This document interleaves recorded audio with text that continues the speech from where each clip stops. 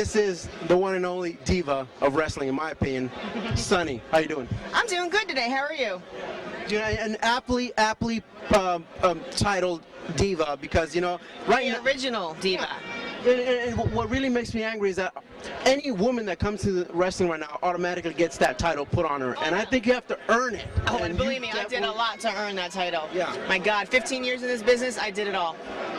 So first of all, before we go any further, I want to ask you, how are you doing? I'm doing good. I'm doing good. I gotta tell you something. We've never met before, but I have a good friend of mine called Mike Lano, and when I heard about what went down with Chris Candido, the first thing that came in my mind was, how's Sunny doing right now? I called Mike Lano and I said, could you please call her and because the last thing I wanted to do was pick up a newspaper or watch the news and find out that you did something stupid. No, are you kidding me? I'm not that kind of person. Are you crazy? Okay. What happened back in April was probably the worst thing that could ever happen to me, but you know what? Life goes on. You got to move on. And I'm one tough son of a bitch. Nothing's going to make me crazy, So, the summer was difficult, but, the fall's just getting better and better. Yeah.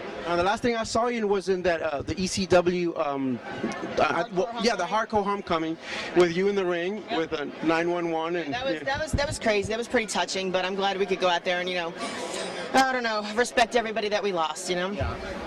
And I don't know if 911 had a few drinks, but he tried to pick you up and. No, he's the biggest, clumsiest goof on the face of the earth. Seriously, he's an idiot. I didn't want to do that to begin with. So what's going on with you as far as right now? Are you still actively involved in wrestling? Are you looking to get back in? What's the situation? Yeah. Every weekend I'm busy. I'm, flying all over the place. I'm doing conventions. I'm doing some wrestling shows, things like that. See, but a lot of people don't understand is I was on the road since 1990 full time, 300 days a year in planes, trains, automobiles, and hotels. It gets a little crazy, and especially in a girl in this business, a lot of stress. So 14 years full time on the road.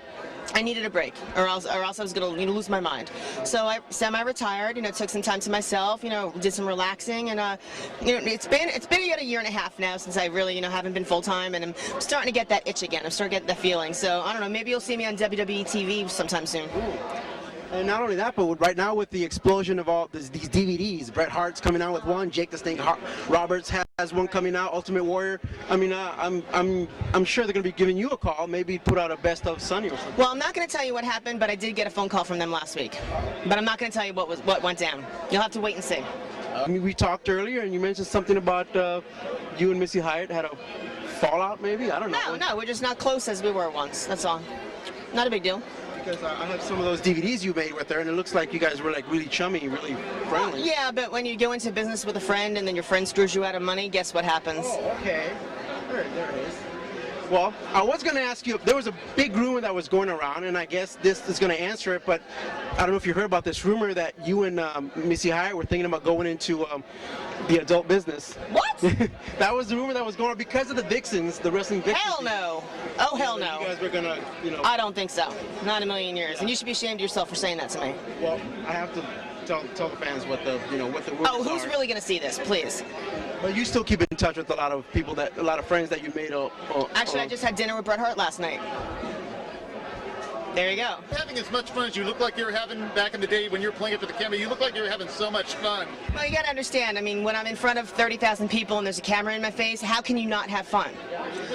Seriously, when your music hits and you start hearing that I Know You Want Me song that I did record, actually, and you walk down that ramp and there's 40,000 people on their feet screaming your name and singing along with the song that you recorded, how can you not have fun doing it? Seriously. I can't even explain what it feels like to do it. You just have to be there and be in the moment to really understand what it feels like. It's awesome. It's amazing. That's one of the things I miss about not being full-time. So we'll see what happens. Now, one last thing I want to ask you. How did it feel like, changing from like tag team to tag team? You managed the Body Donnas, then you managed the Smoking Guns, then LOD for a while. Was that just like... I have a very short attention span, put it that way, and I need a little bit of a change, so change is always good for me. Always good. The more people I can work with, the more different clothes I can wear, and different kind of gimmicks I have, and the different personalities I can portray, the better for me. Now, I'm not saying I have ADD or anything, but I have a short attention span. Well, it's been a pleasure, Sunny. Thank you. And we hope to see you in the future with something out.